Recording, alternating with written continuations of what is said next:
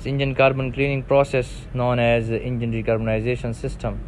In this process, machine is used to clean internal engine combustion chamber using ortho hydrogen, oxygen, and carbon cleaner agent.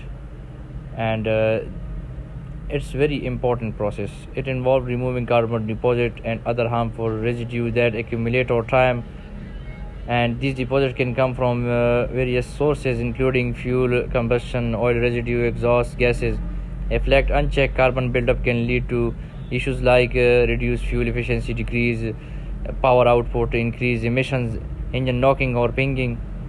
Engine decarbonization have so many benefits like improve fuel efficiency, increase power and performance, reduce emissions, extend engine life, reduce engine noise, improve starting and idling, reduce oil consumption, prevent engine knocking or pinging, restore engine compression. It's recommended after every 10 to 15,000 kilometer. For more information, you can contact. Thanks for watching. Allah Hafiz.